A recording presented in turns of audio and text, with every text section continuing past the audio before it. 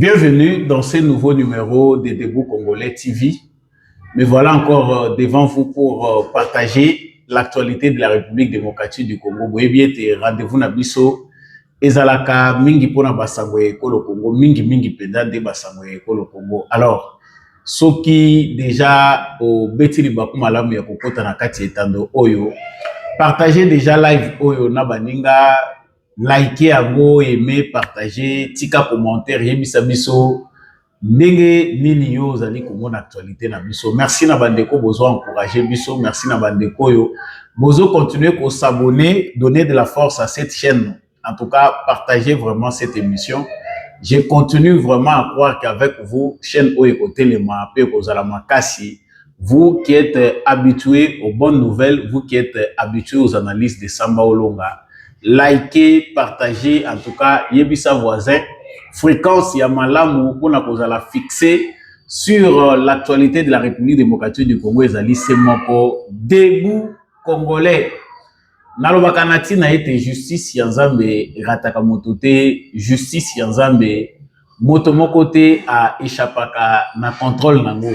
Soki oko échapper na contrôle ya bato mokili, yeba ete na contrôle ya yemei oko échapper ata mokete yemei ezali Nzambe ye moko. Salaka malamu po o récolter mabete. Alors na kolobela kaka deux points importants na actualité on a memeli bino mokolo lelo. Point ya liboso ezali ko concerner premièrement Makamoto sila ikoloba pe l'émission elekaki c'est il s'agit du mouvement M23.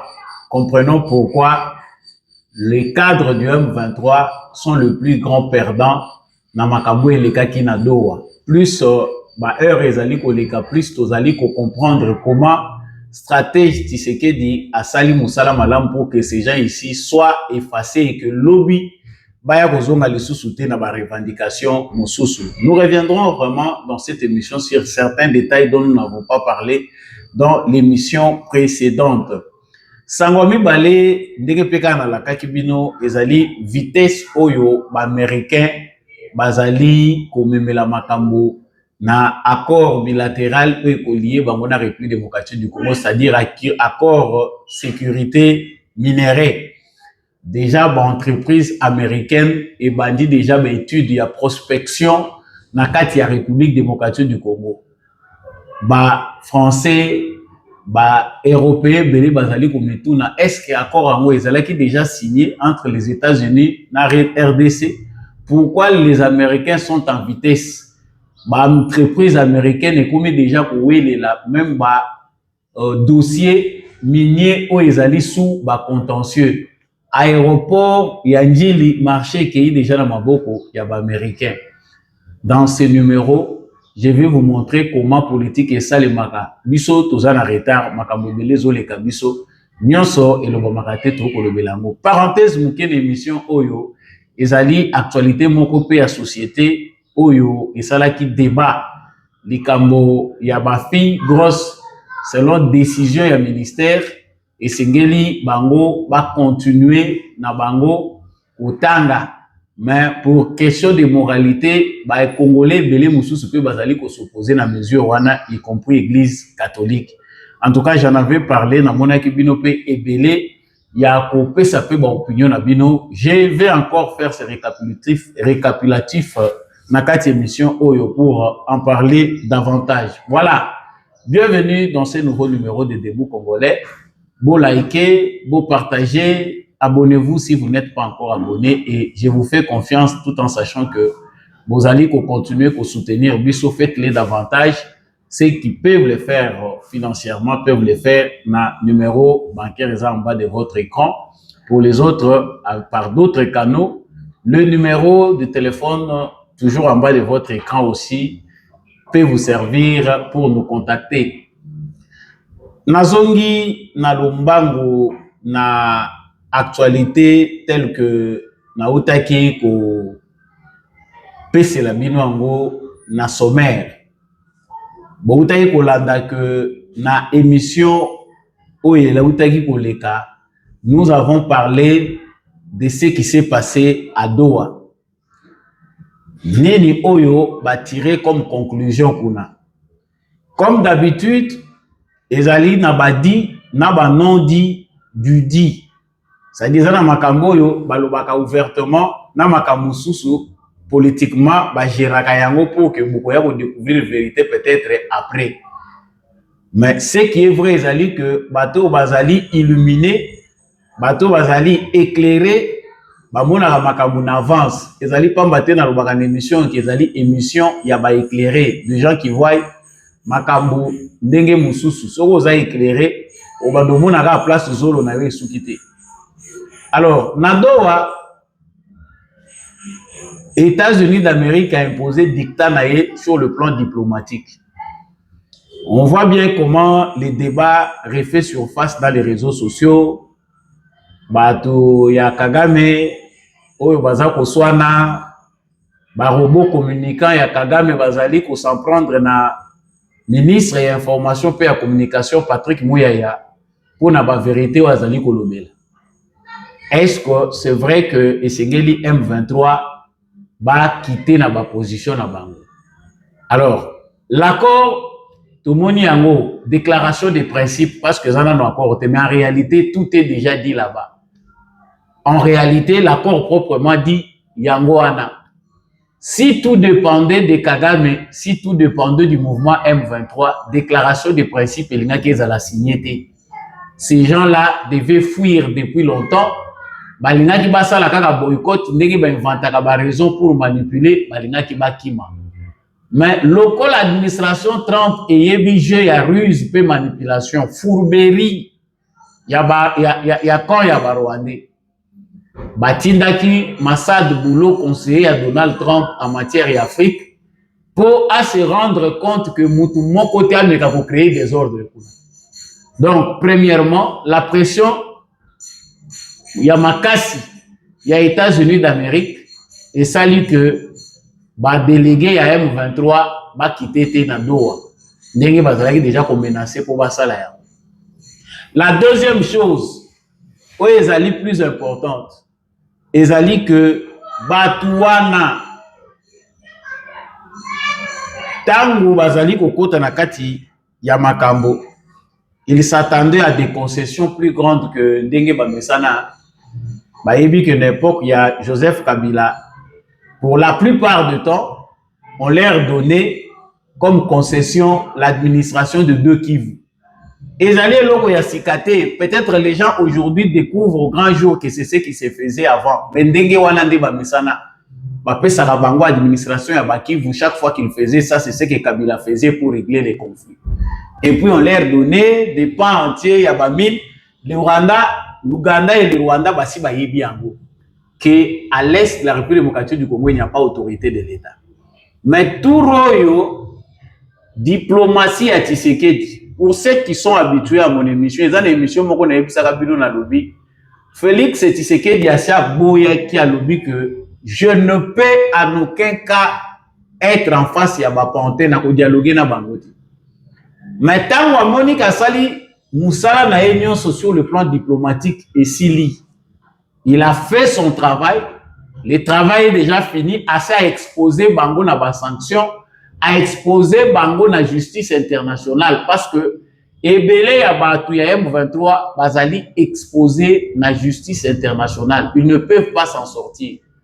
D'accord, wana ya principe topé déclaration de principe tel qu'ils a signé, ezali ko faire échapper la plupart ya batu yo bazali inclus. Tshisekedi a fait des démarches dans les Nations Unies, dans le Conseil des Nations Unies des droits de l'homme, dans CPI, justice africaine, la justice régionale. Donc, à Bébiseli Bango Mokili Mobimo. Tout ce qui a été mené comme démarche ne permet pas à ce que Batoya M23, Oyo Bazali Batoya Kagame, va s'en sortir dans Makamoyo, main propre ou les mains, va le baketo gagner. Non.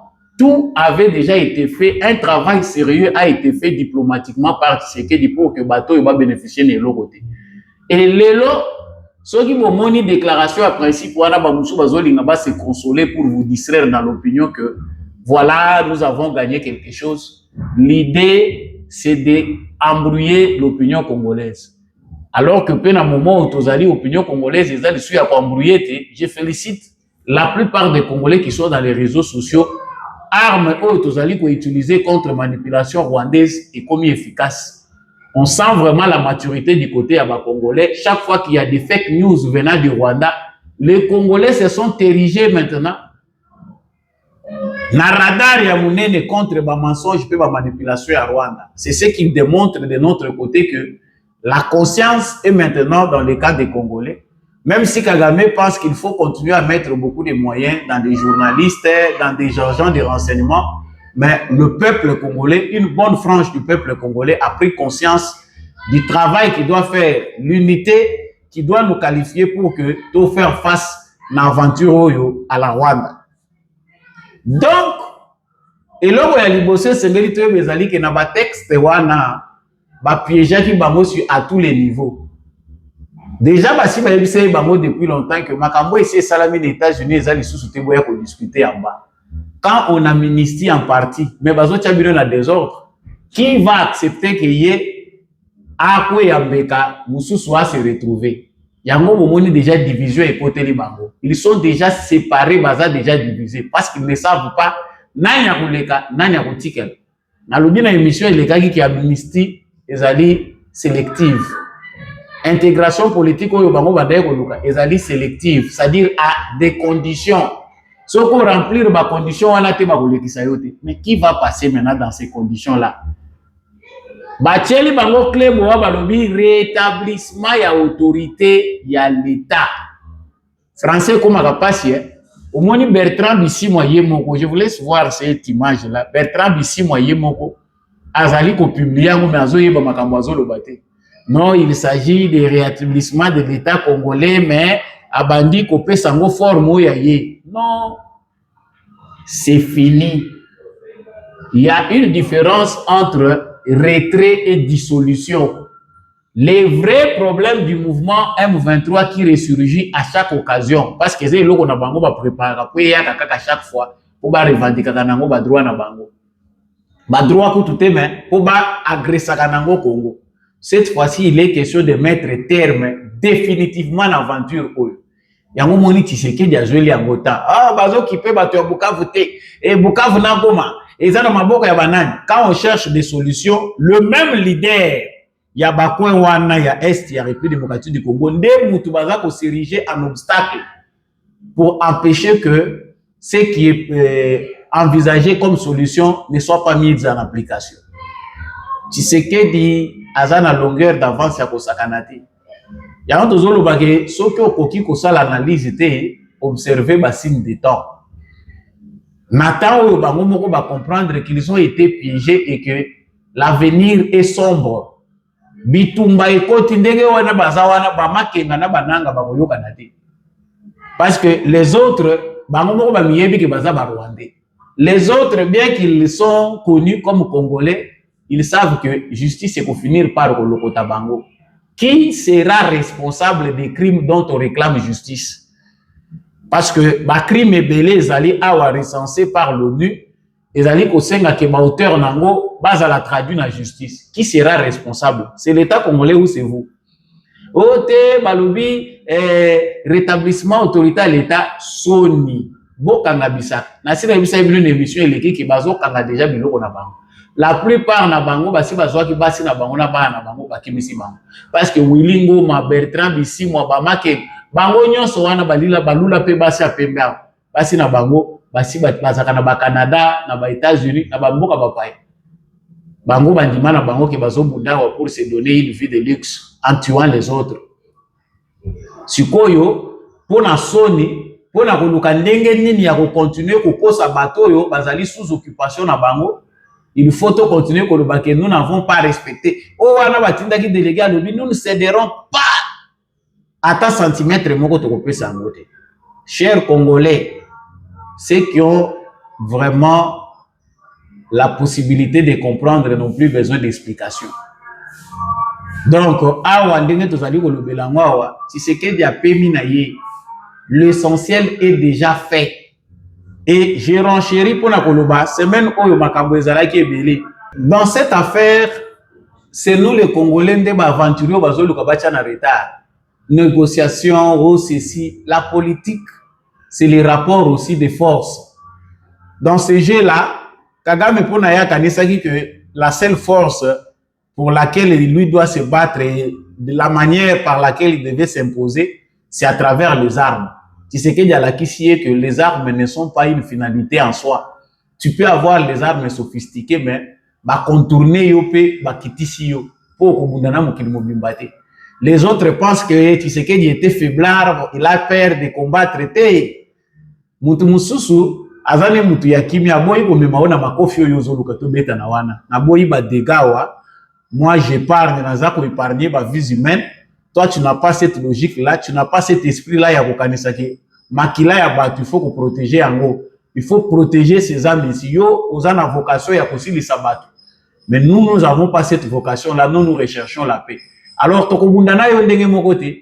Donc pour les insensés qui ont pensé que Tshisekedi était faiblard quand il s'est présenté à l'endivoie de la communauté internationale pour convaincre Bango à travers une diplomatie, va maîtriser Pantene Bango que c'était une démarche de lâcheté. Non. Aujourd'hui, nous nous rendons compte que Félix Tshisekedi Azalaki dans la bonne voie et aujourd'hui ça porte des fruits. Baebisaki bino ke nzelo bozo ke beturu ekufuta te. Bomona ki yango lokola maseki yango tokomi. Les Américains et là on langaki na lobawa yango ndim très important. Les Américains bakomi déjà boyena Tshisekedi. Boyena za loba. Officiellement l'accord stratégique qui doit être signé bientôt entre les Américains et Félix Tshisekedi, nous avons officiellement signé. Mais ils ont déjà accepté, l'administration Trump, les États-Unis sont déjà d'accord pour cet accord-là, ce deal-là, minerai stratégique contre la sécurité et l'appui dans certains domaines. Mais, déjà, ils ont Katia Salema. Les entreprises américaines sont déjà dans la course pour récupérer les positions. Baza déjà pour ma place. Naza opé sabino vidéo moko bolanda ngwa eza ya TV5. Mais n'avalez pas tout de manière brute. Nazo zonga pone ko commenter ango. Bongo na bino mo makamozo salema na Congo. Comment il y a des gens qui ont perdu déjà leur point na Congo.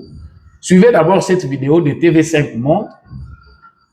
Bolandi analyse na bango sur cette société qui balle oyo ya ba américain ndenge bazali ko reprendre contrôle ya bolanda na bino moko comment tozoya kozonga siko poto commenter.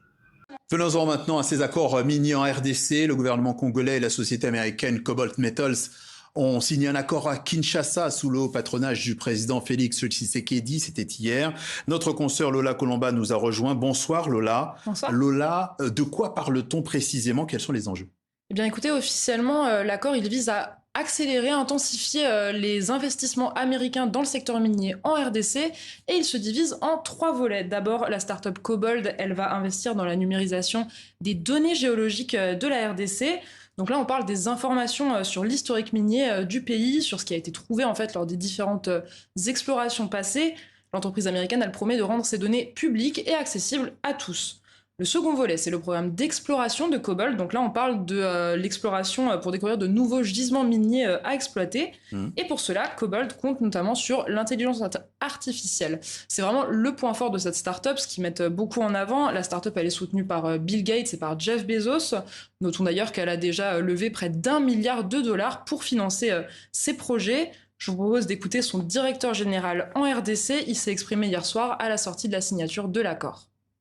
Nous voulons, dans les jours qui viennent ou les semaines qui viennent, déposer des demandes de permis de recherche sur des vastes étendues de terre, afin que nous puissions amener en fait, nos équipements, notre technologie pour explorer ces espaces. Enfin, le troisième volet de cet accord, il concerne le gisement de lithium de Manono. Donc ça, c'est dans la province du Tanganyika. Et c'est un terrain dont l'exploitation est bloquée depuis maintenant des années. Le site, il fait l'objet de batailles juridiques entre 2 sociétés minières, une chinoise et une australienne. Donc l'accord, il prévoit que Cobalt aide à résoudre ce litige pour qu'à terme, eh bien, le lithium de Manono soit acquis et développé par Cobalt. Mais face à la complexité du terrain, certains observateurs de la société civile restent sur leur garde. C'est le cas notamment de Jimmy Munguriek. Il est membre de la coalition anticorruption. Le Congo n'est pas à vendre. On sait déjà tous les problèmes qu'on a avec la gouvernance des entreprises étatiques du secteur minier en RDC. Et la zone de Manono, c'est la zone qui appartient notamment à l'entreprise étatique, la Cominière. Et c'est quoi la part des Cominières dans tout ça? À toi pour assurer d'abord de la transparence et la redevabilité dans la part ou la gouvernance des entreprises minières, entreprises étatiques du secteur minier en RDC. Voilà, et Lola, ce qui interroge, c'est le contexte dans lequel cet accord intervient. Bah oui, parce que pour Jimmy Munguriek, comme pour les autres observateurs de la société civile, le lien avec le partenariat prévu entre les États-Unis et la RDC sur les minerais, qui a été peu détaillé publiquement jusque-là, eh bien, il n'est pas très clair. Écoutez.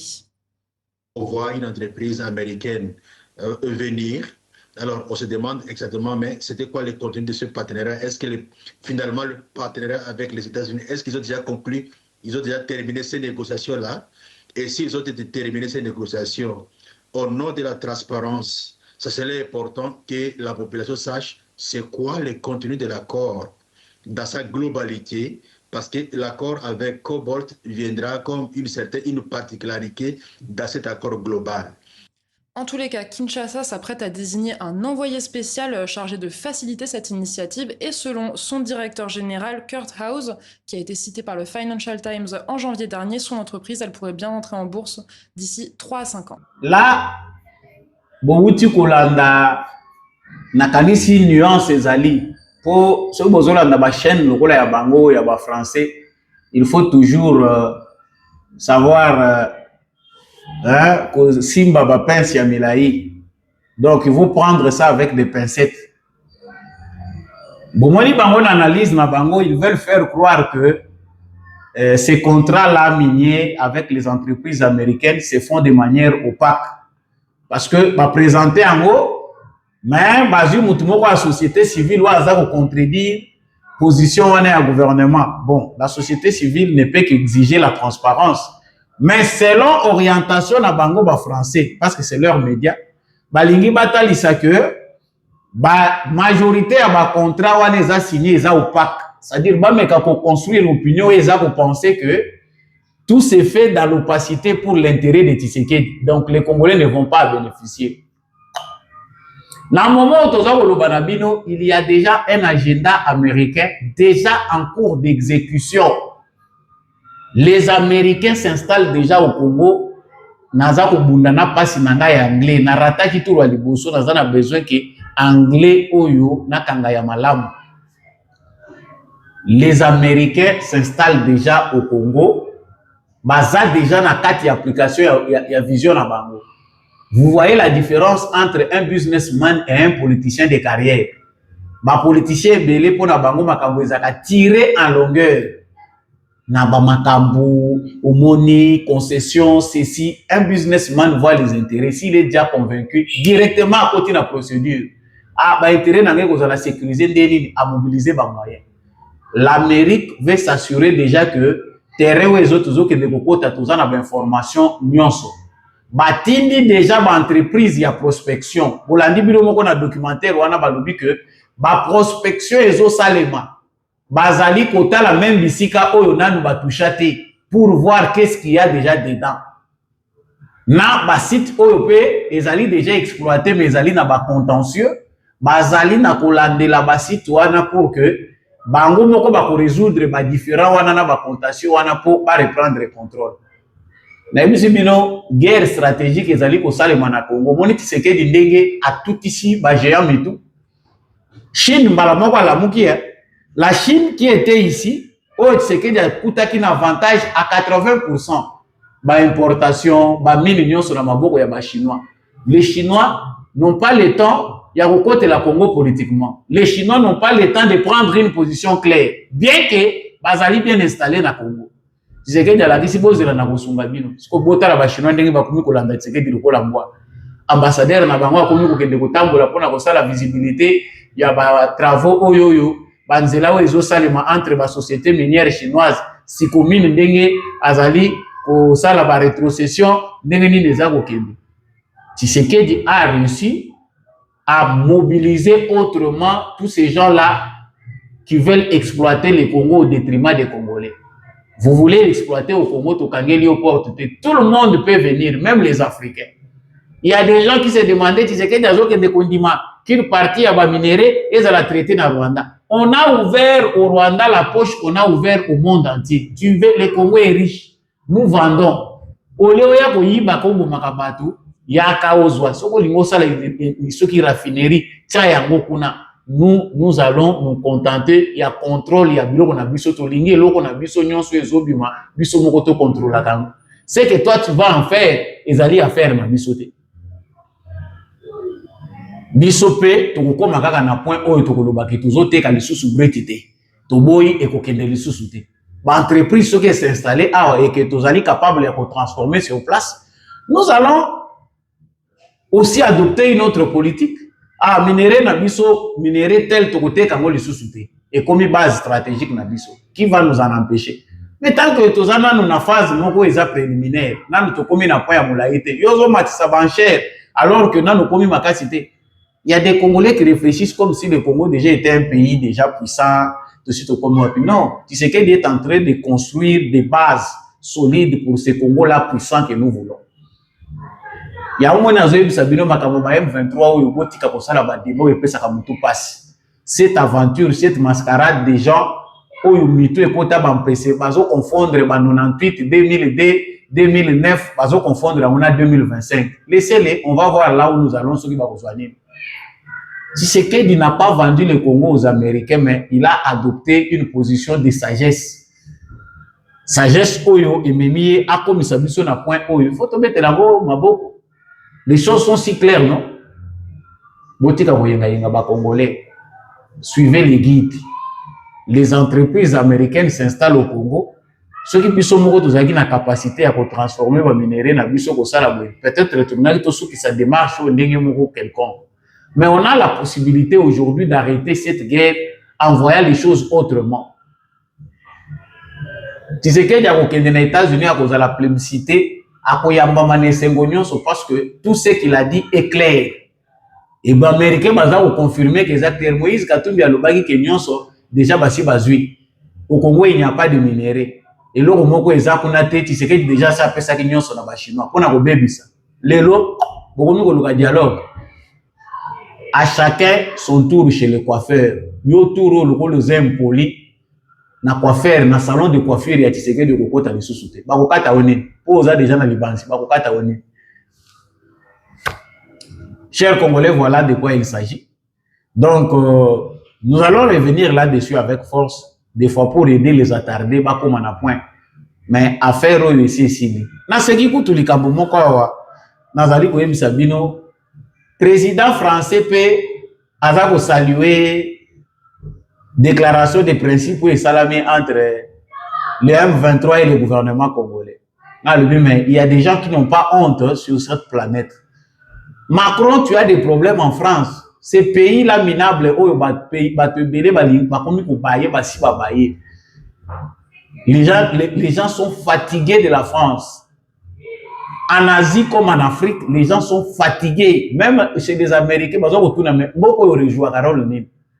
il dit non, il est en train de saluer la paix pour le peuple congolais. Abosani ba américain.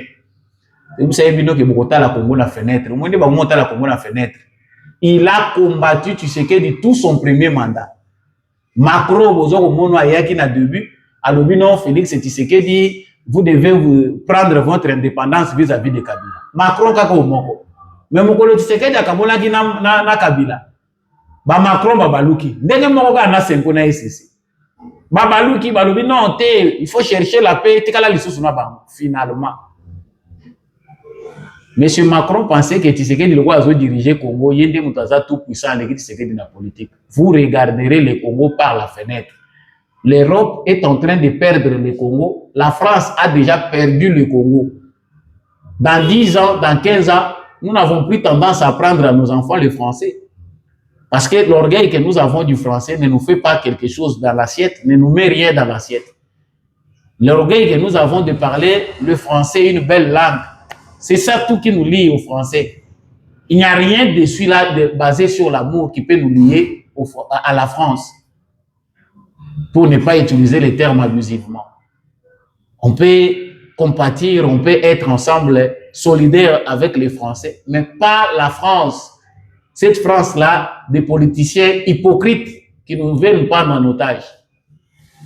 Na komi na point asuka avant to kabola l'émission oyo ezali likambo oyo ya makambo ya bazemi bino pe batu bolingi ko bebisa ba vie ya bana batu ba défenseur bazali bato baza ko condamner bazali likambo oyo tozeli ya conclusion te pourtant mesure ezali bon na bamboka baninga toyebi te to kobenga ngo évolution bien bango déjà ba comprendre makambo ndenge mususu mwana mwasi soki azwi zemi ezali likambo ye to ko bwaka ete à la merci, toi abandonner, il faut toi encadrer. Mais le légéré, tu peux encadrer. Il y a des gens qui ont profité de cette affaire. Donc, on a dit que Madame la ministre de l'Éducation nationale, elle fait des choses vraiment comme un ministère en France. Et nous les apprécions beaucoup. Ça, tout le monde a folklore. Na Congo soko moni pe batu bazo telemela mutu mingi bazo lobela ya avec dédain mama oyo papa asa mwasi okota la linga la mopeza ke mpoli ozo ba mama oyo c'est grave. Mais cette décision là est aussi réfléchie, to raisonner malamu. Ils ont évalué balobi bien bana mwana mwasi akuta na likama ya zuizeni. La responsabilité elle est collective. Les parents, l'église, l'État, l'école, et ainsi de suite. Moi, dans le faut-il le laisser s'assurer avec mentalité africain. Nous réfléchissons aussi et essayons d'évoluer. Tous copier pas mais tout maintenant pour réfléchir quelque part. Beaucoup de filles devenues grosses dans le milieu scolaire finissent par abandonner l'école. Il y a des parents méchants qui ne récupèrent plus. Il y a plusieurs parents qui ont déjà sali donc pour lui la vie s'arrête là. Cette fille-là va occuper le sous-soutien. Alors tout le monde a ma BTP ceux qui l'État a raisonné que non, il faut quand même tout stopper le phénomène. Pour ce que récolter des témoignages, bana basi ebele oyo batikali pe bazo yenga vie ezali sous stabilité batangate ezali abandon école abandonna bango ba parents ba abandonné bango et l'État n'a pas eu l'état de les encadrer, l'État peut atali bango la musique. Non, les sociétés évoluent aujourd'hui en fonction de la nouvelle technologie, l'éducation peut changer fort. Nous devons aussi changer notre façon de punir. Changer aussi notre façon de revoir. Toko changer ma mœurs na bisoté. Toko longola ba valeur na bisoté culturelle africaine congolaise to remplacer. Bino bozolo bandenge bozolo bana mais batata mususu mikolo batoni na ba bureau nde bazo bebisa ba vie ya bana bata. Bozoye bangote. Alors vous pensez maintenant que c'est la personne qu'il faut mieux châtier ezalaka mwana mwasi po azuizemi. Et les bourreaux qui est derrière ça. Vous les connaissez? On a pris soin d'identifier les bourreaux et savoir ce qu'il faut faire de lui. Il se peut aussi que moi, dans mon pays, je suis à mineur. Bien qu'à l'école, je suis comme majeur. Il y a beaucoup de paramètres qui entrent là-dedans. Ce qui est important, c'est que à la base, c'est le parent. Les parents doivent s'assurer que banana bango, bazali, na ba condition ya malamu ou eza ko sala ki ba tomber na bebate et lelo rien n'est garanti que ato pesi mwana éducation ya bien à 100% a reconnaître ko memela yo résultat moko défaillant ou bien ko ya ko yokisa osonité ba mususu ba komana bango ko talela nzambe batela bana nanga mais bana we ya lelo on ne peut pas se baser à 100% que oh éducation na pesa qui tu peux donner tout ça comme éducation mais aujourd'hui l'emprise des technologies nouvelles de communication, l'emprise du numérique, des réseaux sociaux, ba image comme mingi na mitu ya bana dès le bas âge. Yo kanisi ke effet en ya éducation ezaka ka ndenge yo ozula kango yo batangi saka yo téléphone portable ezalaka te.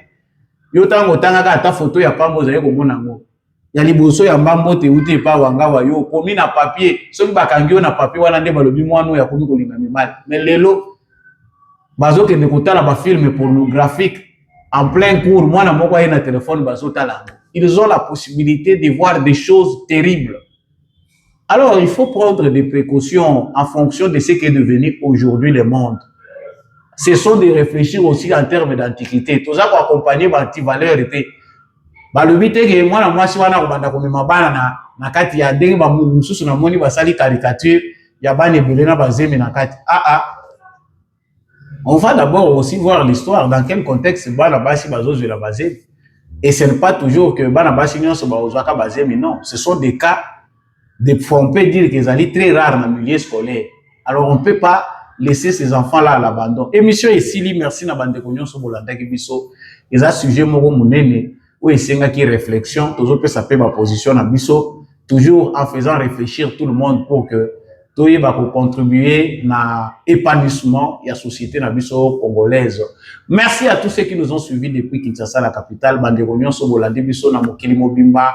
Congo RDC mobimba bendele koyate bosimba pesamba olonga émission ekufate bo partageaka bo likeaka bo s'abonner bo moni que audience ya chaîne oyo ezali nanu dérisoire ezali minime bino nde mutu boko pesa mo force soki bolingi pour que bandeko oyo babungi biso to retrouver bango. En tout cas, partagez massivement, abonnez-vous, likez, vous voulez aider financièrement, faites-le en appelant le numéro en bas de votre écran. Je vous dis grand merci de nous avoir suivis. Merci à l'homme de la vérité des urnes, Jean-Louis Timbalanga. Merci à Papa Michel Lumakaso, Papa Maurice Kikangala, Papa Boniface Nkunga, Monsieur le maire. Merci à Papa Paulin Chika, Maman Bilonda, Maman Lisette Mumbendo, Maman Rose Sirikari, Bandeko Nyonso Bolinga Kassambolonga. Moi aussi, je vous aime beaucoup. Tokutani prochainement, na numéro Mosusu. Bon week-end.